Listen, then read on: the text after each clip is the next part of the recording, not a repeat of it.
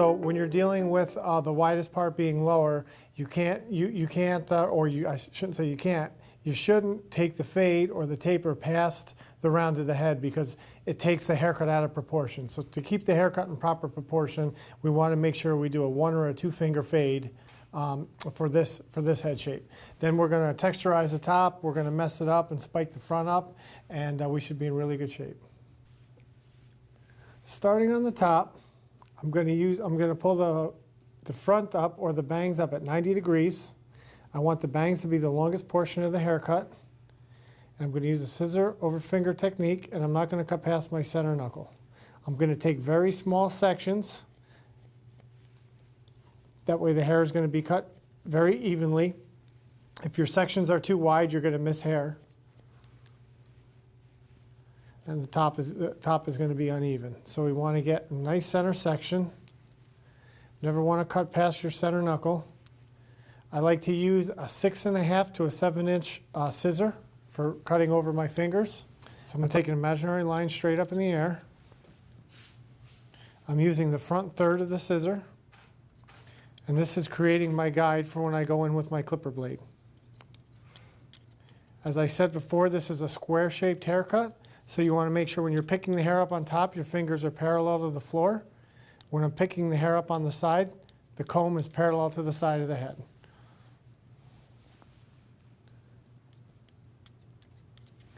Now I want to dip down a little bit in the back. I want to make sure I can see the back here wants to stick up if we cut it too short, so I don't want to cut it too short. People ask me all the time about cowlicks, and my standard answer is it's only a cowlick if you cut it too short. And then as I'm doing that, I'm taking the tip of the blade and running it over the comb a couple times and blending the sides and the back to the top. So one of the things that I teach that I'm really passionate about is cutting with efficiency. Efficiency doesn't mean speed. I actually work slower than most people. My hand speed is slower. Everything I do is slower, but I'm done with a haircut faster because everything I do, I only do it once. And like this step in particular here, I'm doing 3 steps at one time. So 2 blade, 1.5 blade, and a little bit of blending all at the same time.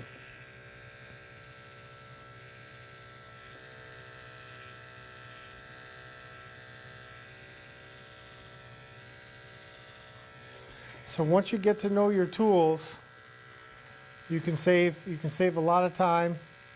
You're going to be a lot more efficient, and in the long run, you're going to make a lot more money. Bend the head straight down, and we're going to use a scooping motion right at the hairline. I like to balance the clipper on my middle finger, so I have a lot of contact with the clipper. I'm more comfortable. Some people are okay just in one hand, holding it with an overhand grip, or holding it like this. I find it much easier to balance on my middle finger of my opposite hand. I'm going to close it halfway down and not go as high. I'm going to close it all the way down and not go as high.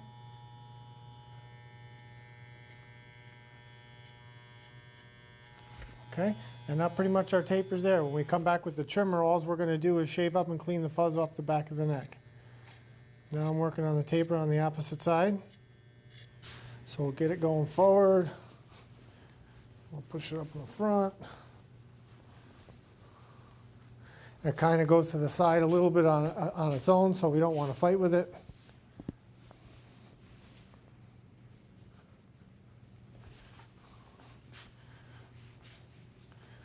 Okay, and then now we're going to give you the 360-degree view so you can see the contrast between the nice longer top with the real tight low fade.